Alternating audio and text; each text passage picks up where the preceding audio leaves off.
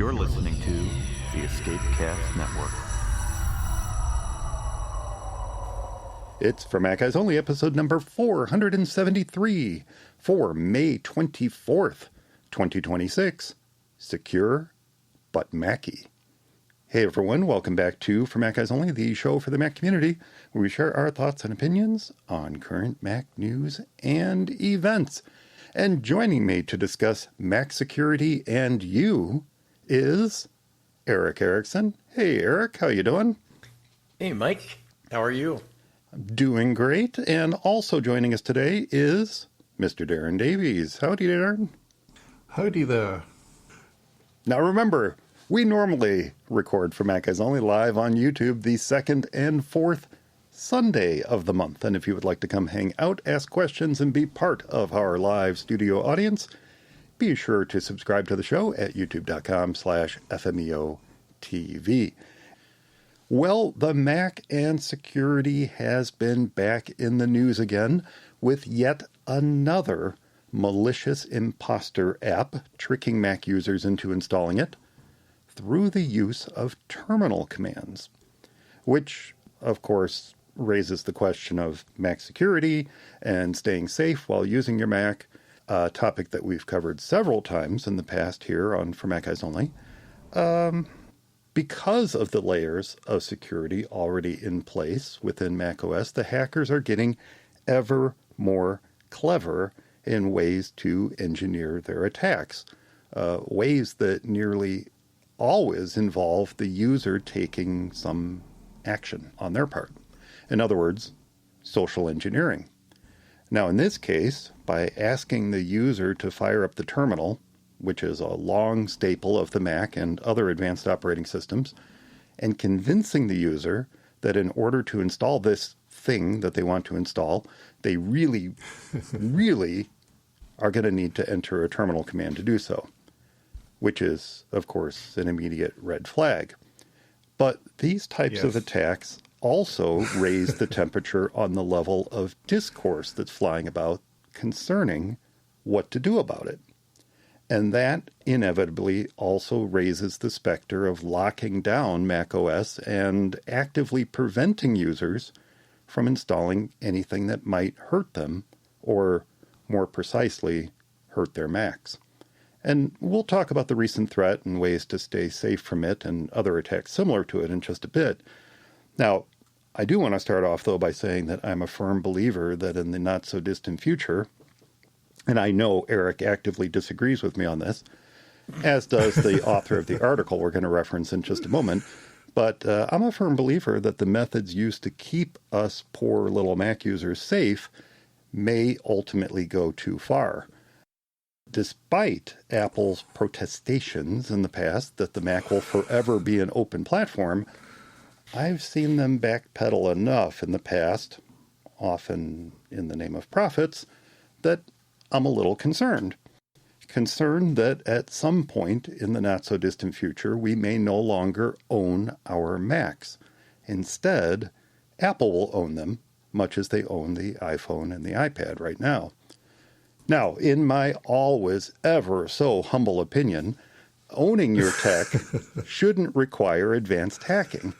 And I suppose that's probably my strongest argument for not allowing Apple to lock down the Mac the way that they've locked down the iPhone, the iPad, and other Apple devices. We need, or I should say I want, a platform that allows us to install and run whatever the heck we want to download programs, or I'm sorry, I should probably say to download apps from any source, and to do so with minimal disruption. But I also agree that as the Mac gains popularity, the need to protect those who are new to the platform grows ever more important. So, Apple is faced with tough decisions that will make life more difficult for power users, but at the same time, easier and safer for those who just want to turn on the Mac and go. So, with all that said, Darren highlighted an article from Jason Snell that does a really good job of outlining the changes that are coming to macOS as well as changes that have come to macOS that help with this. Though, let's be honest, not prevent this type of attack that was making the news this week. Now, as Jason does, he raises a number of interesting and valid points from both sides of the argument. And since you brought this article to our attention, Darren, would you like to kind of give us a little rundown or a little summary of some of the points that Jason made? Yeah, sure, no problem. Not wanting to pile up on you there, Mike, with Eric, but I'm with Eric on this one. So Jason's article was, as you say, really, really interesting. Had quite a few points in there, and I was going to pop through some of them quickly, or most of them actually. So Apple are escalating macOS defenses now. It's a game of whack-a-mole almost, or chicken and egg almost, to say that as more exploits are discovered, then there's more protections need to come in place really to help save you from yourself. I mean, if you are an expert user, as you are, Mike, then you would like as minimal interruptions as possible from the security side, even if it is protecting you. But for the users that aren't quite so highly have a high level of expertise, they often do need to be saved from themselves sometimes. So that the sort of things that Apple are putting in place are very sensible. So some of the things that they are doing, and some of this is already in place, are known developer memberships, so that developers have to be a member of the developer community, and known. They have to be known, not just anonymous. You can't just be an anonymous developer. You have to be known. Also code signing, so that means that every app that is created has to be signed with a digital key, a cryptographic key, no less. Notarization. That's effectively notarization, so code signing and notarization, same thing. And that goes hand in hand with scanning. So the source code is required to be given to Apple to look at before they allow it on the App Store, which is quite right, because if not, any old nefarious code can make it onto the App Store and be presented to millions of people, and nobody knows what it does. So Apple do have to be able to look at that code, and they have humans look at it as well occasionally, but it's mainly looked at because they get so many millions of submissions that they can't look at every line of code submitted. So they've developed some very impressive automated tools to go through source code and find nefarious type code. You know, the sort of code that you would write if you wanted to do something untoward. And then that's flagged up to the humans, and then the humans can go through and determine whether it is nasty or not before it. And Apple say no to a lot of apps before allowing the few that they do allow into the store. And they've done quite a good job. It has been known that apps do make it into the store that shouldn't, but they're not very many in the grand scheme of things, because we're talking about millions upon millions of apps, and only about 20 or so or 30 apps have ever got through to the store that shouldn't have got through. So they do a very good job. So well done, Apple, for that. So that's all part of the notarization side, really.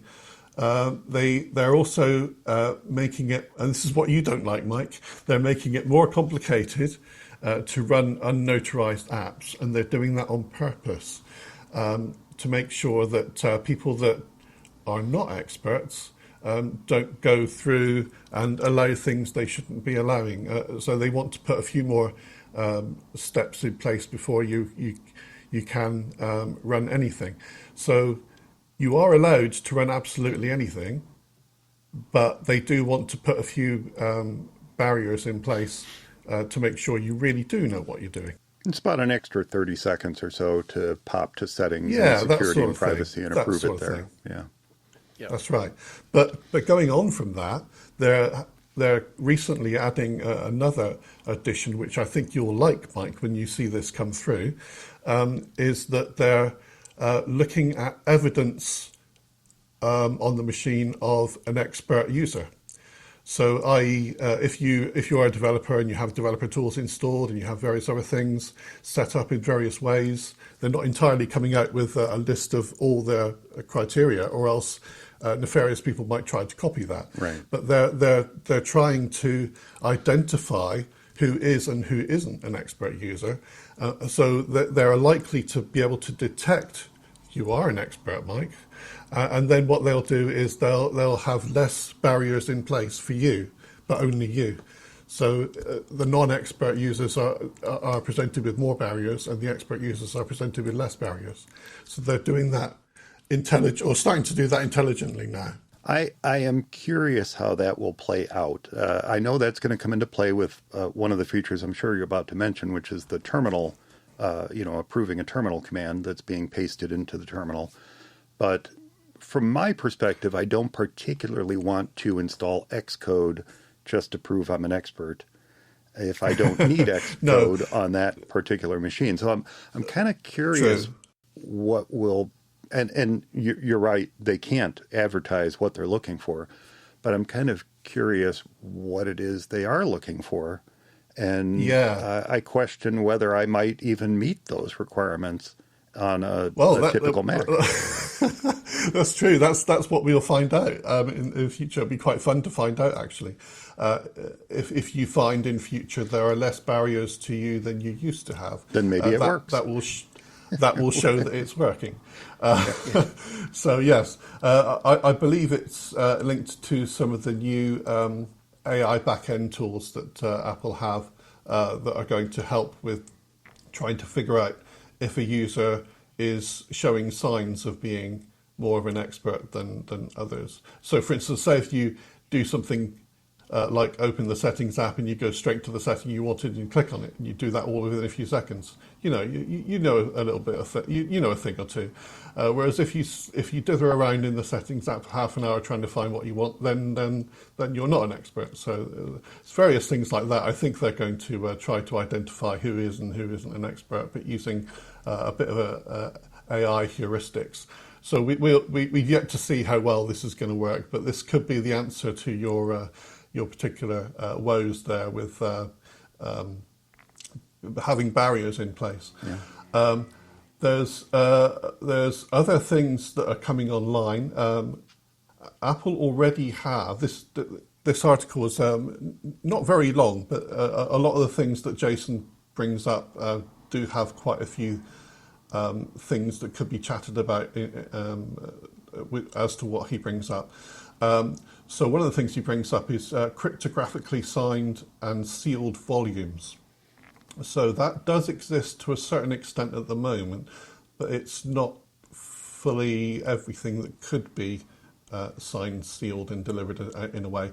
One of the names of that process, an OS that does this, is called an immutable OS.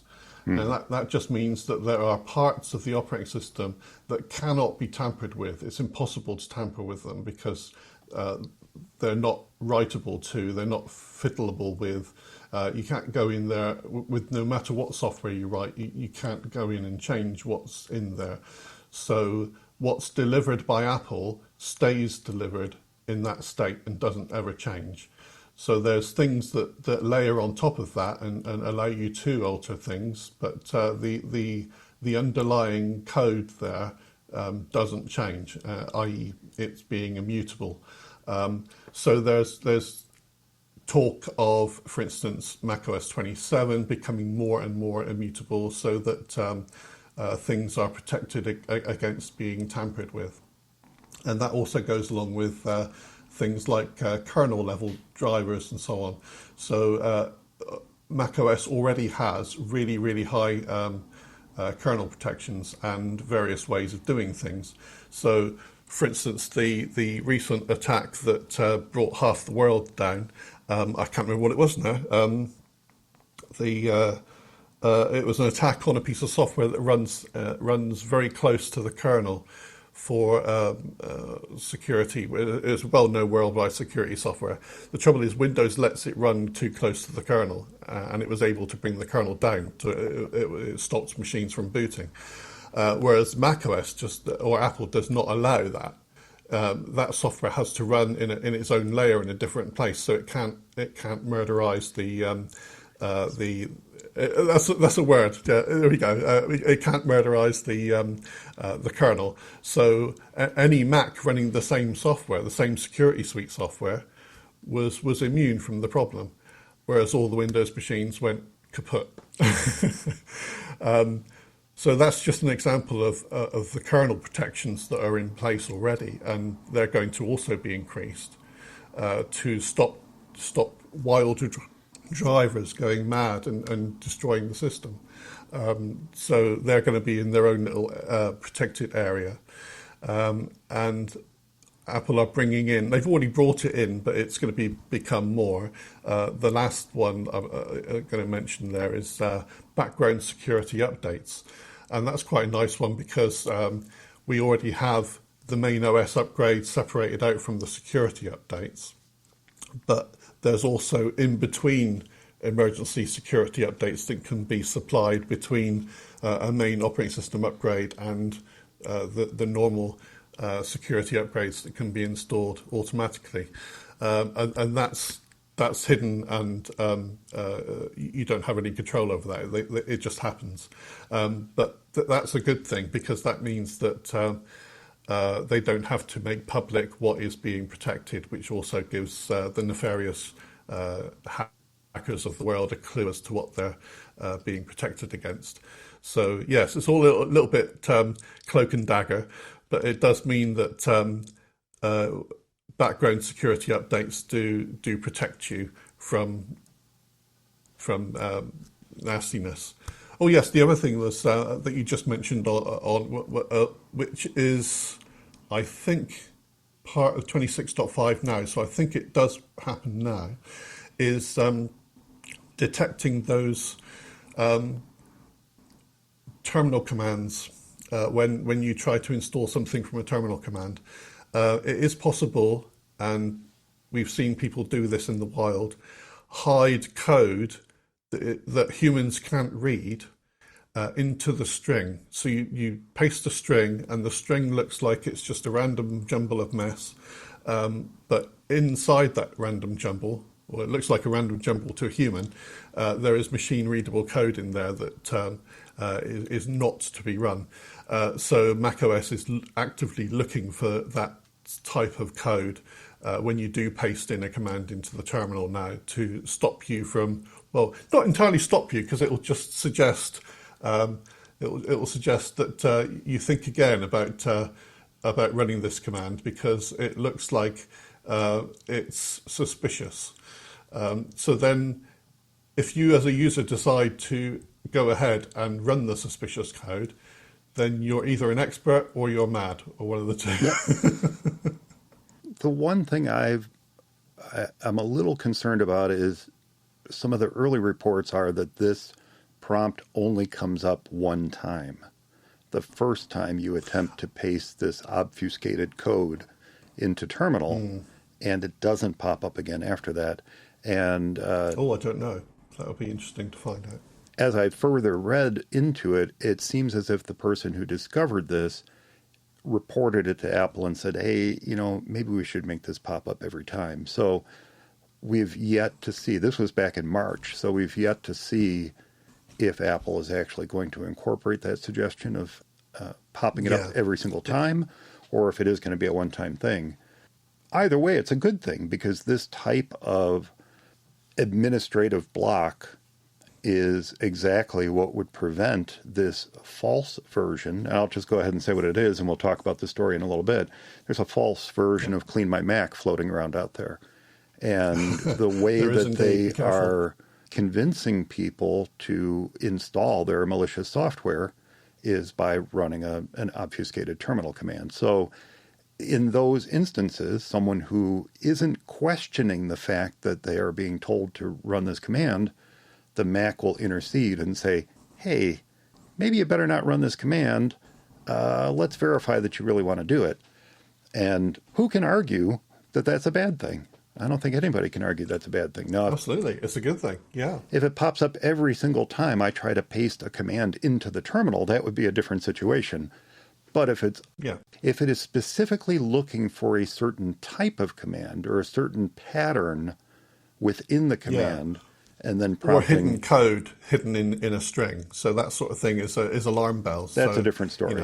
Yeah, I think that's what it's looking for. It's looking for hidden code hidden in a string. But again, Apple can't come out publicly and say exactly what it's looking for, because then that will give clues to all the people trying to get around it about how to get around it. So we don't want that. Maybe. I mean, they still need to implement these methods in order to convince someone to, well, one, the social engineering, that's not going to change. They're going to do whatever they can to try to convince someone to do something they shouldn't do. But ultimately, those types of commands can't vary that much necessarily from what Apple's looking for. If they're looking for something specific, it doesn't necessarily matter if the bad guys know about it. The bad AIs, that's what we really got to watch out for. Oh, yes, there we go. That's it doesn't really matter, because the way that they are issuing the command can't vary that much. Yeah, well, that's what I mean. If you are trying to hide some code inside a string to get someone to run, then questions need to be asked. You know, a normal developer will not do that.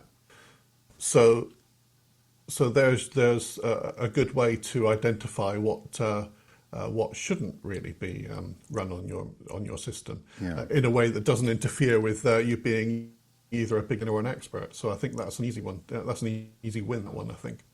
I'm sure Eric has some comments about this, but the idea that Apple can issue small patches silently in the background is a, quote, very good thing. I love that. Yeah. And it's especially important with all the recent news of the supply chain attacks in the open source software world. Mac OS is built upon open source underpinnings. And when any one of those components is compromised, it can compromise Linux, Windows, Mac, Android, iOS, whatever. Any operating system, any environment, including hosting environments, that depends upon these open source components that have been compromised because of these supply chain attacks is incredibly vulnerable. So for someone like Apple to be able to roll out silently, behind the scenes, patches to close these holes within Mac OS and do so as soon as the patch is available is a great thing. Yes, it means it's very responsive. So when something does become public, then the fix for it, to fix the hole, can be very, very quick. Some of these security updates that are running in the background are quite small, so it's very easy to just slip them in and fix the hole before anybody even notices that there is a hole. Yeah, absolutely. And then there's another change coming too to macOS, specifically in, well, I think it's in 26.4, where if you use File Vault, if it's something that you have implemented on your Mac, you can no longer, as they say, escrow the File Vault keys in iCloud. So it's something that now the File Vault keys will be stored within, if I understand correctly, it'll be stored within Passwords, the Passwords app, and securely kept in there. So I think that that's a good thing too. That's absolutely brilliant because I didn't know this. This is scary. When I read your email, Mike, I thought, oh, this is very interesting. I didn't know this, so I went to check, and lo and behold, my file vault key for regaining access should the worst happen is just sitting there in my passwords app, automatically created. Everything is hunky dory. And you could, even though Apple say that it's not in iCloud anymore, I suppose almost technically it is nearly, because if because if you are syncing your passwords in your passwords app and it's already automatically created there, it gets synced back to iCloud anyway. So you do have an iCloud copy that you can also look up on your other devices, even if your Mac is in a pile of pieces. So. I think the way that they've implemented it silently like that is really, really good. And that blew my mind when I read that. I didn't actually know that was in place. So thanks to that, Mike. That was fantastic. And now it's enforced, whereas before it was something that was actively encouraged. Now it's enforced. So with the 26.4 upgrade, essentially I just found a little summary here while you were describing how you found it. It's now found, the recovery key is now found in passwords, and it's stored in there by machine or by model, if you will. So that provides a quick way to get to that recovery key for a particular machine. And it's persistently available either by using Touch ID or entering your password under Settings, Privacy and Security in File Vault, and then clicking Show.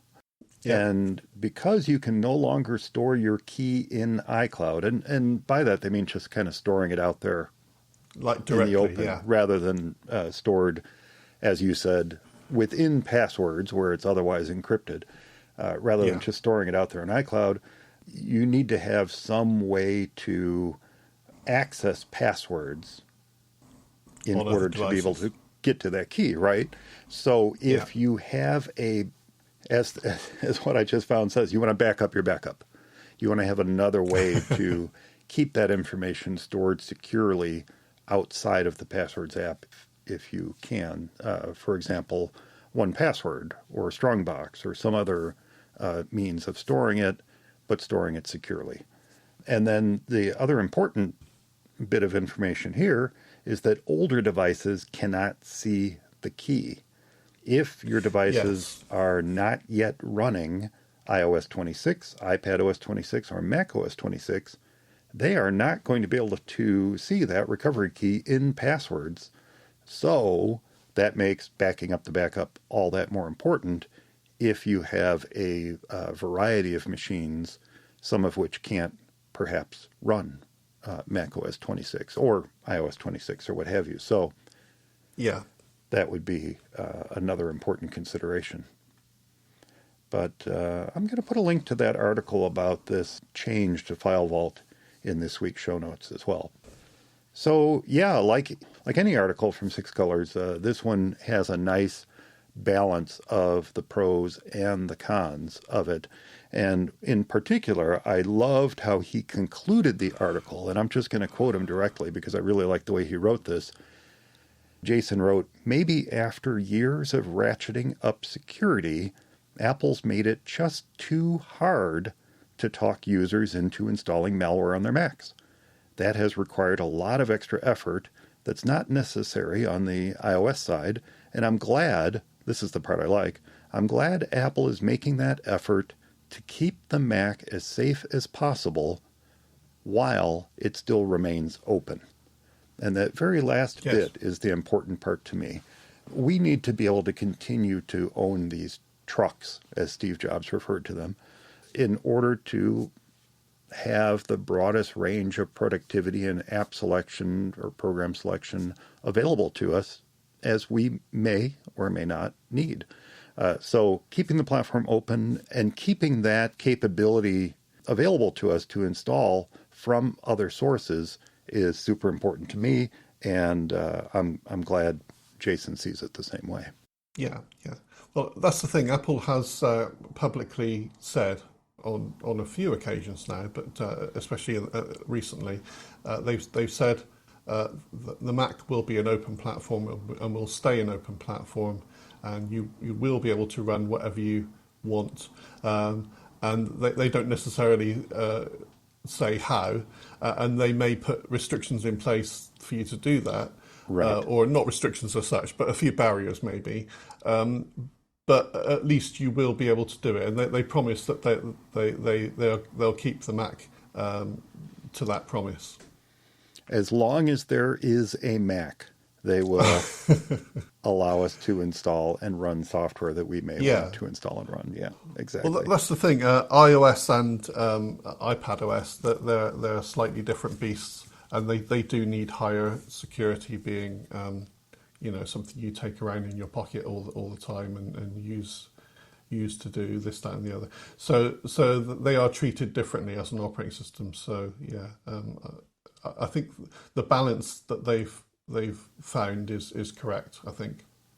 We'll talk about what actually happened and what precipitated this conversation in just a moment. But there was one other thing I wanted to comment on that you briefly mentioned there, Darren, and that is the difference between installing apps and availability of apps on iOS and iPadOS versus macOS.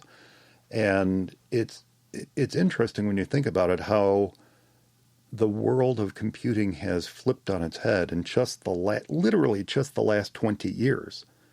And 20 years seems like a long time, but we're talking about a time span of, Apple just turned 50. The Mac just turned 40. 50, We're talking about a much longer time span than just the last 20 years since the iPhone was introduced. And expectations for how to install and manage apps on our devices has flipped on its head, when the majority of what we're doing might be on this little slab of glass versus on the Mac. Now, for some of us, like me, the vast majority of the work I do is on my Mac. That's true.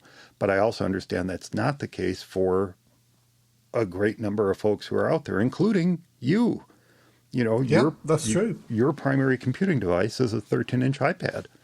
Well, your expectations for how secure or insecure any given app might be when you go to install it from Apple's App Store is a lot different than when someone is told, oh, if you want to do this thing on your Mac, just type in this terminal, just copy and paste this terminal command. It'll be fine. There won't be any problems. And you're like, well, okay, I mean, it's pretty secure to install apps on my iPad, so why wouldn't it be secure to do that on my Mac?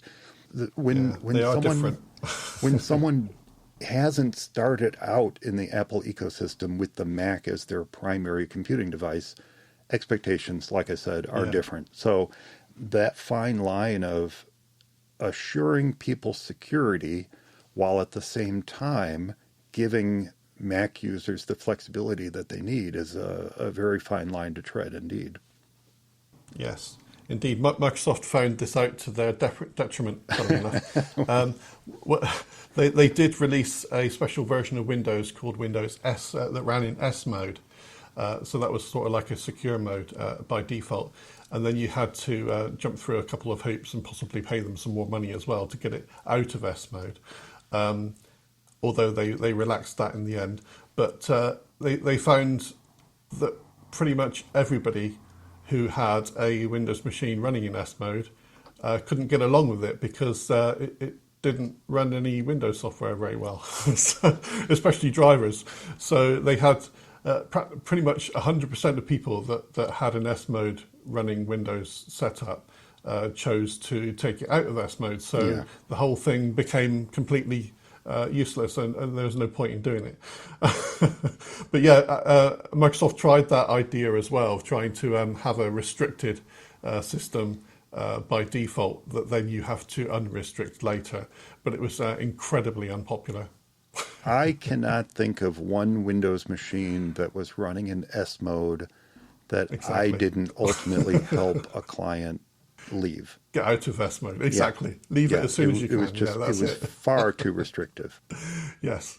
Things like printer drivers didn't work.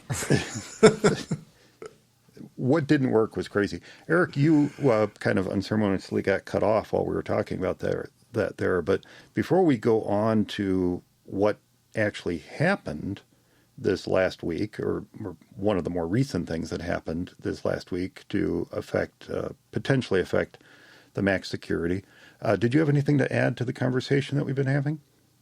I don't think just too much. The one thing with Apple updating stuff, in the background, something like that has been there for a while. I think it used to be called XProtect, where they would update to kind of catch malware and stuff like that.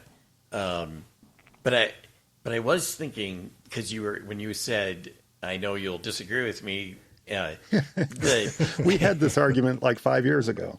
Yeah, well, it'd be interesting, actually longer ago than that, because I think this is probably 2010, 2011 timeframe, when the Mac App Store first debuted and gatekeepers showed up, and I think there was like 3 things then, and we discussed at length kind of like, what does this mean?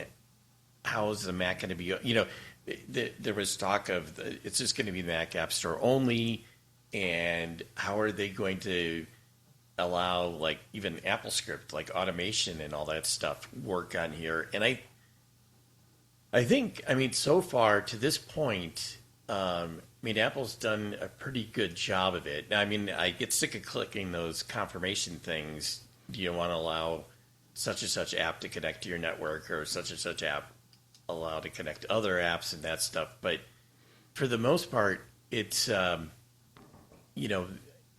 think they've made things more secure without, like they said, like Jason Snell said, while honoring the openness of the Mac.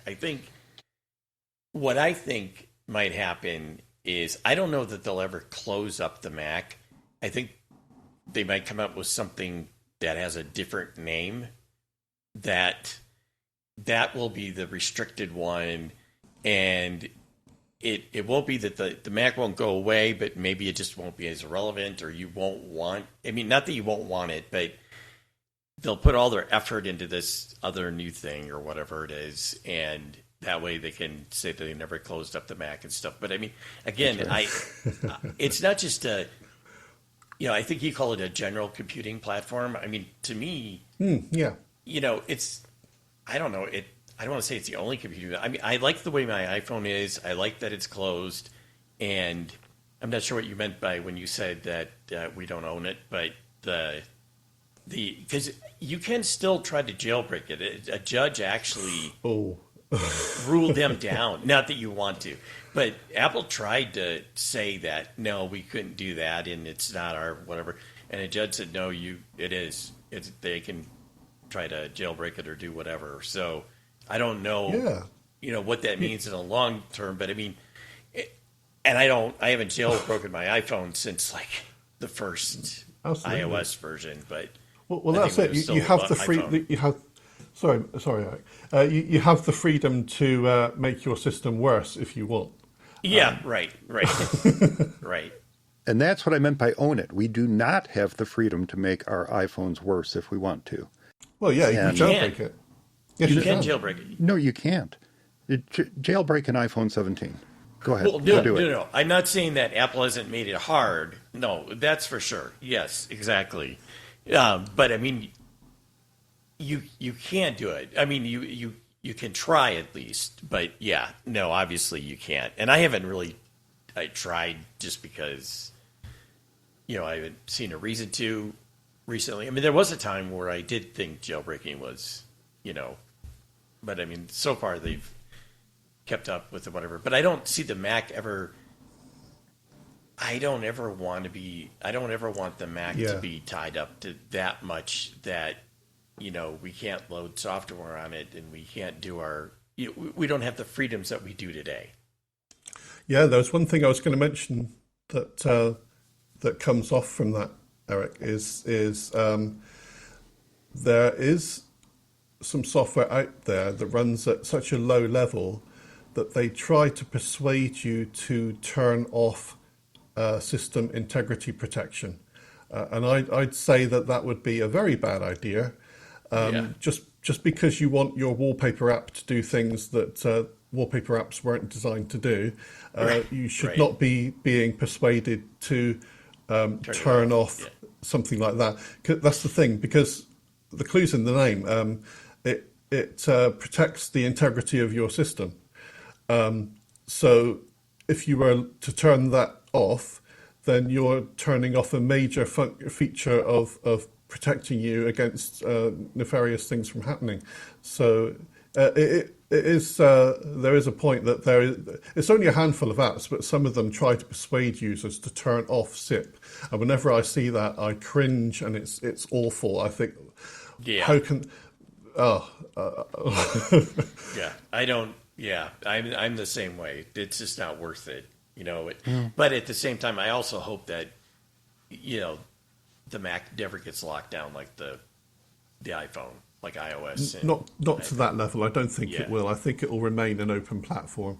I don't think Apple are wanting to go down the route of closing it down so far that it becomes a glorified iPad. iPads are great, but they're built to be.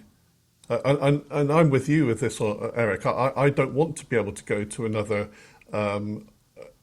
odd store from who knows what country to install software that I don't know the provenance of with an alternative app store. I don't want or need an alternative app store. So why on earth would I go down the road of trying to jailbreak my device to try and access an alternative app store that I don't want? Then I'll have the freedom to be to have viruses, various other malware pushed at me. It's like, I don't want that freedom. I'm quite happy to be unfree for that. Right. That's an extreme look at alternative app stores, Darren. I believe that there is a safe and legitimate way to deploy alternate app stores to our devices, and we don't have to assume that the content on them is going to be malicious or dangerous, or that the company behind it is not looking out for our best interests. I think that's true. Although you don't know. Well, I think we do know. If it's a company that we can know and trust, I don't see anything wrong with having an alternative app store. You're just off the coast of Europe, Darren. You're supposed to love alternate app stores. This is your whole thing. It's your fault there are alternate app stores. Well, not your fault, but it's your fault there are alternate app stores. Yeah. That's it. I think Europe sometimes makes some questionable decisions, shall we say. I'm not saying you're in Europe. I'm saying, you're right there, though. Just well, a couple we're kind miles of away. Well, I mean, geographically we are, absolutely. Yeah, geographically we are, but not in that whole EU thing. So, as I said, though, I don't think that owning our devices fully should require advanced hacking, and I think jailbreaking does fall within the category of advanced hacking. But if I want to use an alternate app store, I should be able to, even if it may cause you problems. So how is that different than the Mac, Darren? How is that different? Well, that's right. I can run apps from alternate app stores on the Mac, and I'm perfectly fine. Why can't I make the decision to run from alternate app stores on iOS? So could they notarize something? Could they offer notarization on the iPhone then? Well, that's the thing. Yeah, Apple are notarizing apps that do appear on third-party app stores, so that the apps still get notarized. So that is a good point, Eric. There is some protection there still, so that's good. Cool. Well, let's talk about what happened. Why did this conversation even come up? Well, there is for want of a better word, a fake version of the Mac utility Clean My Mac that is out there tricking users into installing malware, and it's doing so by asking folks looking to install it to open the terminal and paste a multi-staged obfuscated script into the terminal. Boom. This is exactly what we've been talking about with one of the protections Apple is putting in place to look for that sort of thing and caution the user that maybe you don't want to be doing this. Well, the malware authors are doing this. So once it convinces someone to paste this into the terminal, It prompts the users for their administrative password, which then grants it access to, yes, the keychain. Lovely. So once that's done, in essence, you're cooked. That's it. Yeah. Once that's done, you're cooked. The malware then goes after your browser data and your browser extensions, especially if you have digital currency type extensions installed. It goes after your desktop wallets. It goes after your iCloud account keys. It goes after your macOS keychain, Apple Notes, because we know how many people love to keep sensitive information in notes. Yeah.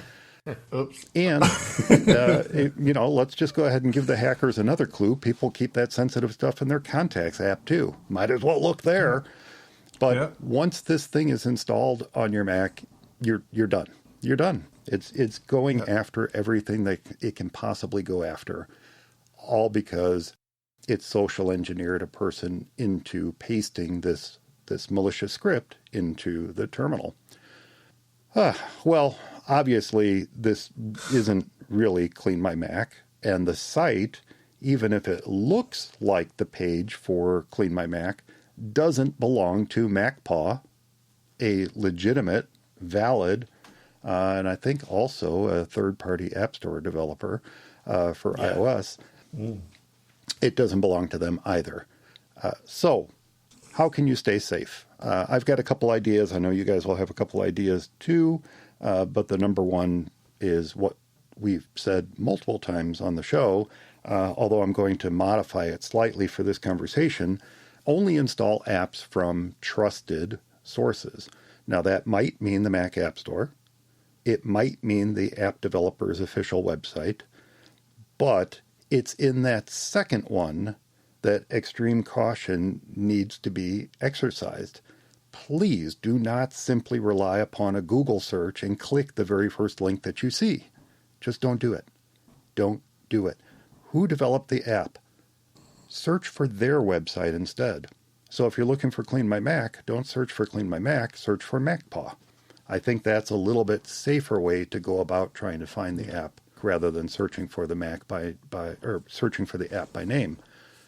And always, before you click any links in Google or DuckDuckGo or any other search engine, always verify the URL that you are about to click. Remember that Google and all the other search engines do actually show you the URL underneath the link that they're giving you. The URL is there. Please verify to make sure that it looks like it's going to where you expect it to go to. And if you're unsure, ask someone who knows, or, and I know this is yet another layer, but get the link from another trusted resource who may have already done the vetting for you. For example, if Jason Snell is linking to something from an article in 6 Colors, you can bet he probably is linking to the legitimate source and not to, some malicious software. So there would be an example of a trusted resource who's done the research for you and is linking to the app that you may be interested in installing. So those are my tips on installing from trusted sources. What did I miss, guys? The only thing I would mention is sometimes a URL for a company can be very cleverly constructed to look like it is the right URL, but uses, say, for instance, Cyrillic characters instead or something like that. So I've seen that. You can use those characters to point to a completely different website that is not legitimate, but it will look like to a human that it is. So one of the things you can do when you do, I think that's an excellent idea of saying search for the company you want to install the software from rather than the piece of software. And one of the things you can do is you can tick a box to say exact match.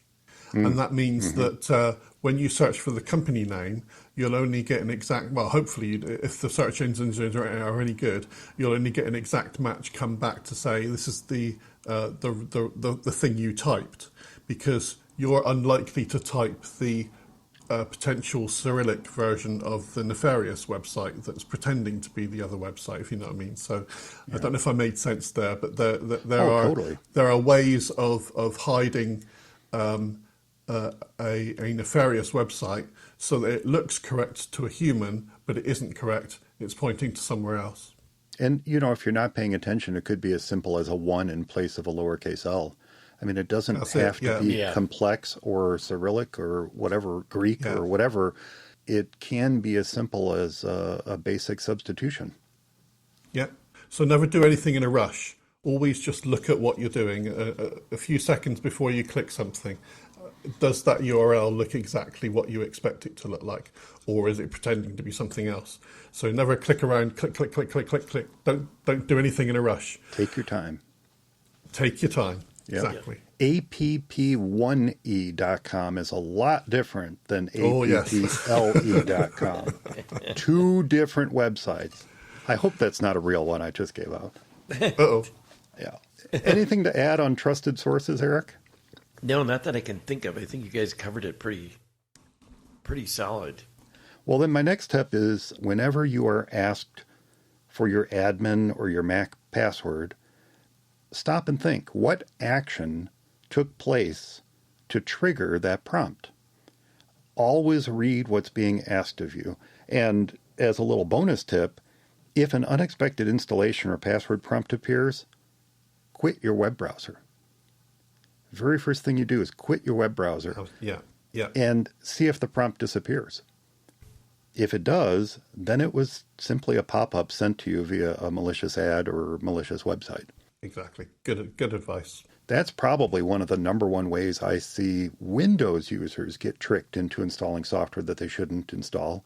And those same types of tricks are being used to fool Mac users, although not quite as effectively. For whatever reason, they seem to be less adept at aping the look of Mac dialog boxes, but that's going to change.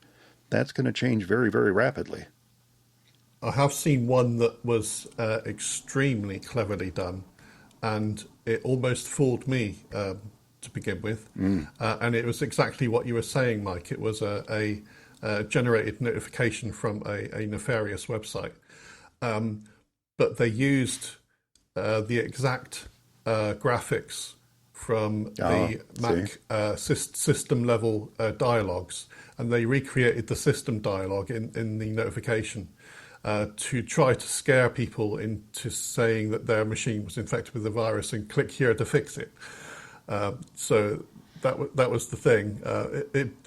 Before I knew this was a thing, it took me a while to figure out where it was coming from. Wow. Because I knew it wasn't infected with anything. It was just trying to scare the user into thinking it was infected, and going through that click box to say, click here to fix it, would do the worst things and actually do the installation of the actual virus they were trying to avoid in the first place. Or if you're lucky, only steal your credit card number from you and run up $300 lucky. charges on your card, right? Yeah, right.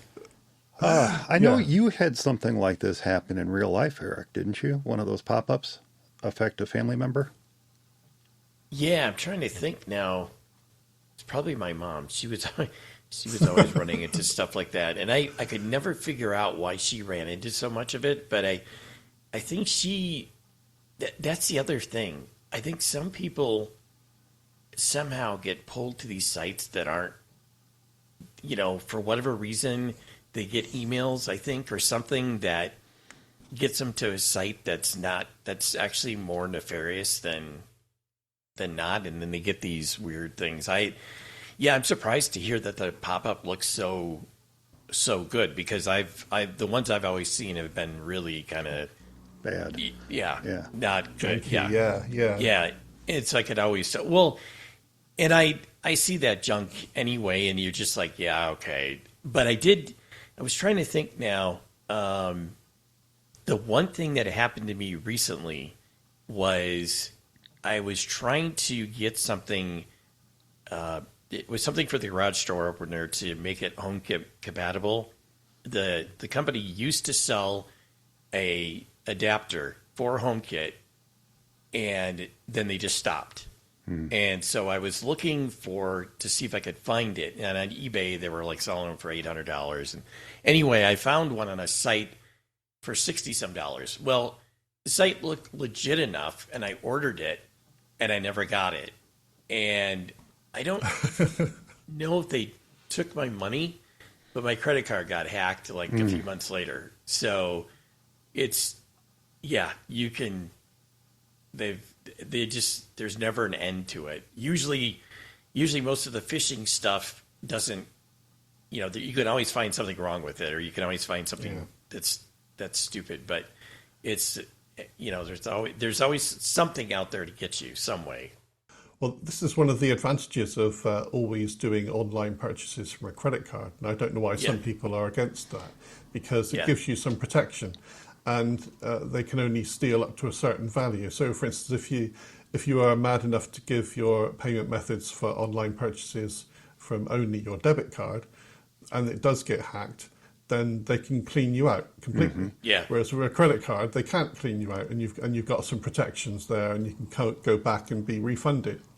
Luckily, Chase, my bank, caught it right away. So yeah, they're pretty good with fraud protection now, aren't they? Yeah. It's in their own interest to protect themselves against fraud. Right. Well, one more tip. I'm glad you mentioned the debit card, because I was just about to mention that myself, Darren. Oh, fabulous. If at all possible, don't use your debit card online. Don't hand it over to sites. For goodness gracious, don't email it anywhere. Don't use your debit card. In fact, my personal bankers told me as such. They said, we know we're giving you this debit card, but don't use it. Don't use it.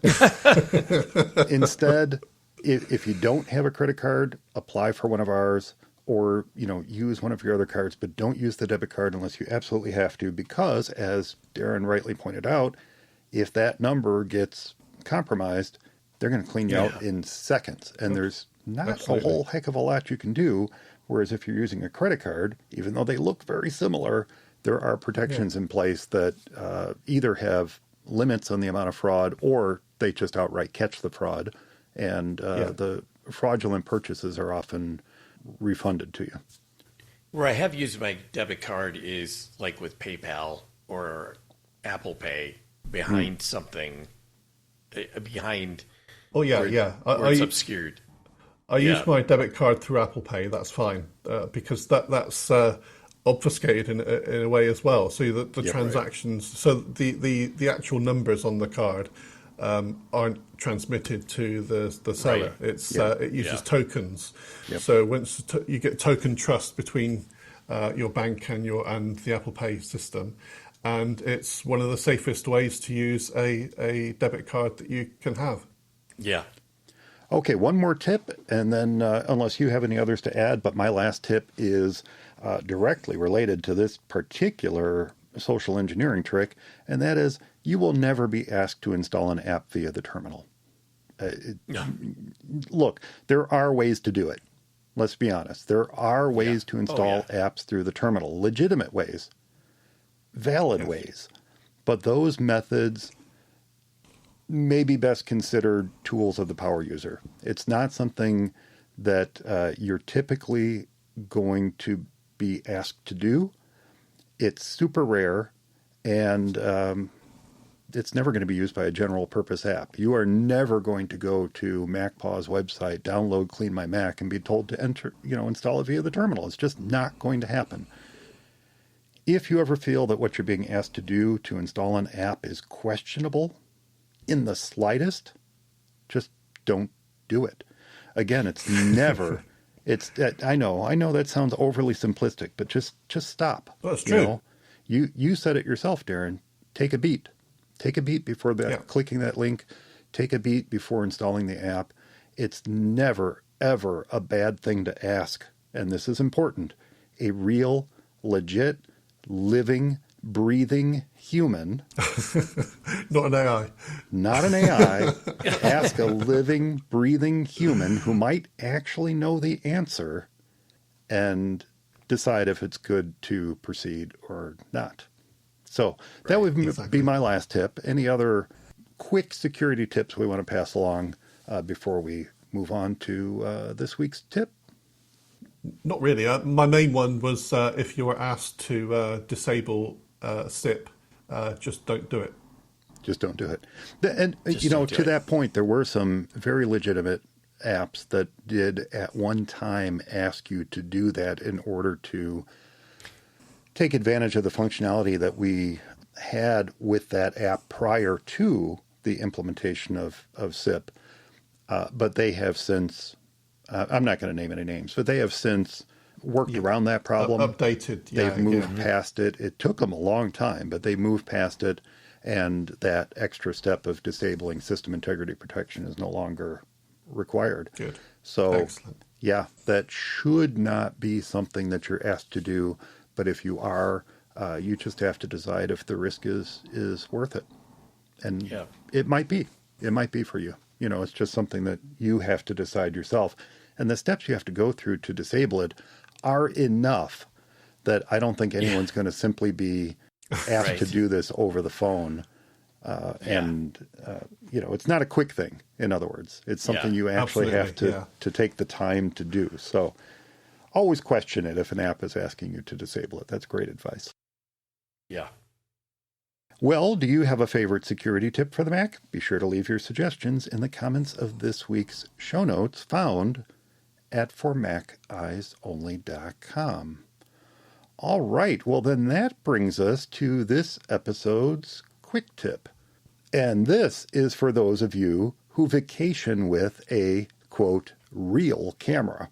Now, I know Eric knows this tip, but if you, like me, forget to adjust the camera's date and time for the new time zones that you're traveling in, and then offload the pictures at home and wonder why that lovely sunset photo says it was taken at 9 p.m., and not 8 p.m., which is, yes, something I do all the time. I go on vacation and I snap away, and I only remember once I'm unloading the pics that I didn't change the time. Or, worse, I remember partway through the trip. That's the worst scenario. If I remember partway through the trip, I don't even change it. I just worry about changing it when I'm offloading the pics into photos later. When you get back, But that's the worst. It's like, gosh darn it, I forgot to change it again. Well, if that sounds like you, then I've got a tip for you. And that is you can, through Photos, quickly change. Now, this is a two-part tip. Part one, through Photos, you can change or adjust the date and time on a photo by simply selecting that photo and then going to Photos menu and going to Image, Adjust Date and Time. It's as simple as that. Click Adjust Date and Time. You get a nice little dialog box that pops up and says, here's the original date and time on the photo. What would you like to adjust it to? You change the date and or time to what you need it to be, and then click Adjust. Boom. Simple as that.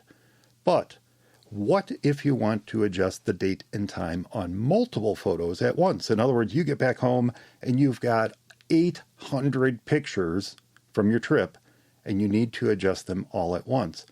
This is the super cool part of the tip because you don't have to worry about, okay, this was taken at 8 p.m., this was taken at 2 p.m., this was taken at 9 a.m. You can simply go in and select all the pictures and bulk adjust them to the correct time that they were taken. And to do that, you select your photos, you go to Image, Adjust Date and Time, just like we did before. And when you do, once again, you're going to be changing the time on the first photo within your selection. That's important to know. That's what's going to be shown to you, the first photo within your selection. But just know that when you adjust the date and time, all the photos will be time shifted based on the adjustment made to that first photo. So if you adjust the first photo by 1 hour, all the pictures will be adjusted by 1 hour, either forward or back, based on how you changed or adjusted the time on the very first one in your selection. How cool is that? So that is my tip for this episode. If you take a bunch of photos with your, quote, real camera, and it does not have a GPS date and time in it like mine, and you have to manually adjust the date and time when you travel, just know there is a way to bulk adjust all those photos once you get home again and get them into the Photos app. So there you Excellent. go. And then that brings nice. us to this episode's Essential App. And this time I know the Essential App is from Darren. So Darren, what is your Essential App this episode? Yeah, it is kind of from me, but also it's from Eric, because Eric's recommendation is what has become my essential app. So there we go. So it's a twofer. So the essential app I have is called BetterZip, and it's because of an issue that I've always had really with Mac OS. I mean, I'm a great fan of Mac OS, and I use all it can do, all its functions. I'm very, very happy with Mac OS, but there's one small area where it's particularly difficult, and that is handling compressed archives and zips, especially from other machines and so on. Normally, when you double click a zip, for instance, it will just expand it. You have no control. You can't have a little look and see what's inside the zip first. You can't squirrel things around. You can't change anything.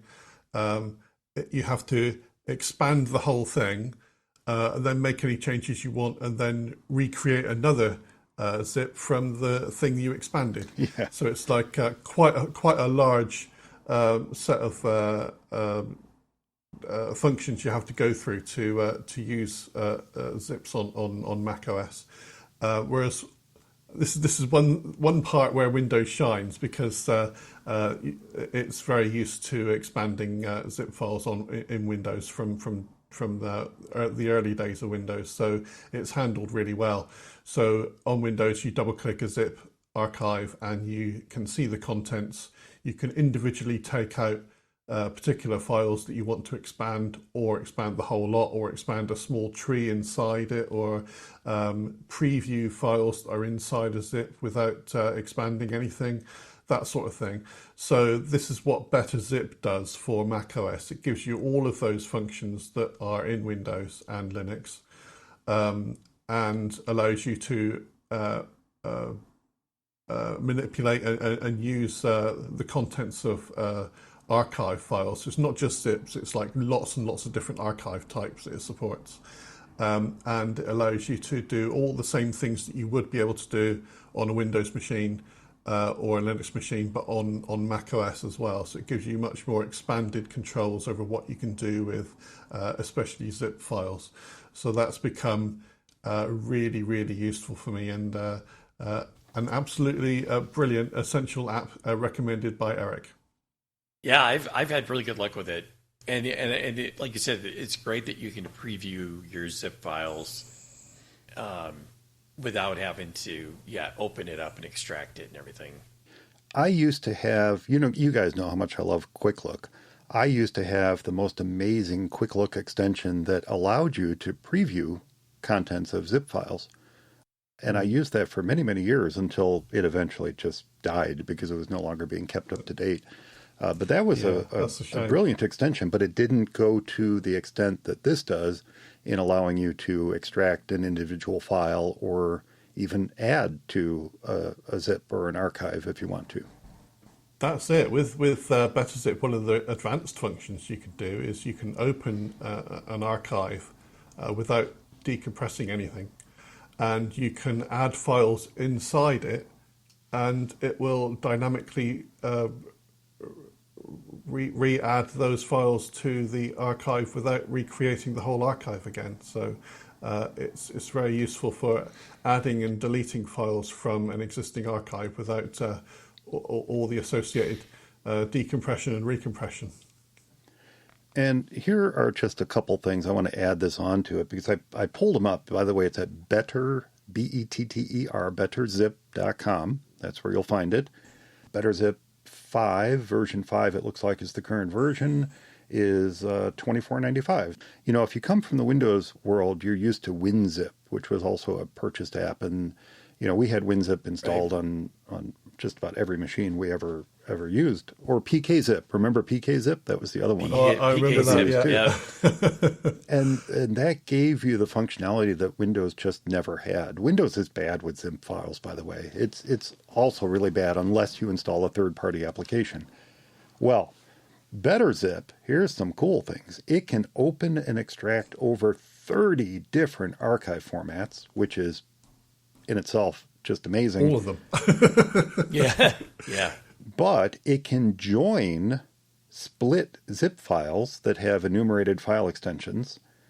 It can open and extract winmail.dat files. Oh my gosh, those are the worst. Useful. Yeah.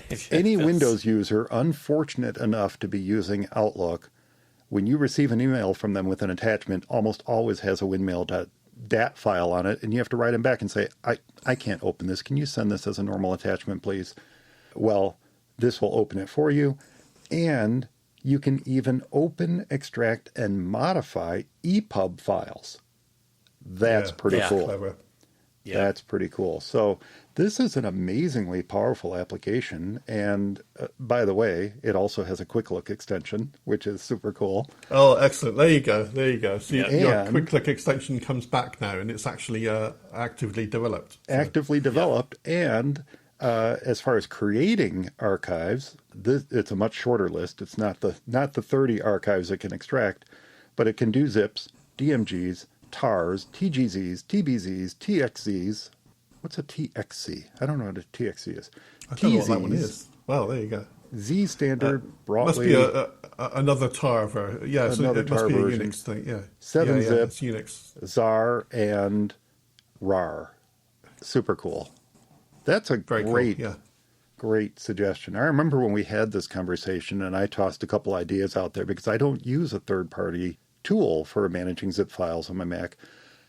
I'm just used to the fact that I'm going to have to extract the whole thing, do what I need to do and recompress it again, and then ultimately end up with 2 or 3 times the amount of storage space used than what. Yeah. And look at Eric and Darren. They're just modifying zip files higgledy-piggledy all over the place thanks to BetterZip. Yeah. What a great suggestion. Excellent. Yeah, it's a really nice piece of software. Well, it's also, sorry, Mike, it's also part of Setup, we should say. Just in case Nice. you have, It is. That's a nice... just in case you have that you subscribe to. I like to buy things outright, so I prefer. I'm quite happy to pay. I think it was £24 or so in UK money as well. So yeah, I like to pay for it outright. Rather than do the subscription things. But yeah, both are available. So it's available on Setup as well. And if I can be snarky for just one moment, Setup is from our wonderful friends at MacPaw. We've mentioned MacPaw earlier. Setup is from MacPaw. And yes, it is a third-party app store that Darren hates so much. So, of course. Although I think they're giving up on that. There is my little snark. Indeed. There you go, Eric. Yes. There you go, Eric. MacPaw are giving up their third-party app store. So there you go. No, it is a third-party app store. Setapp is a third-party app store for the Mac. Yes. Setup is, yes. Yes, it is. Not you're talking about iOS. Yeah, the iOS one. The developers are stopping using that now. I think for iOS, not for the Mac. But you're right. For the Mac, it is a third party. It's a third party app actually, store. when I saw that, I was like, "Oh my gosh, what's going?" Then I was like, "Okay, good." All right, snark over.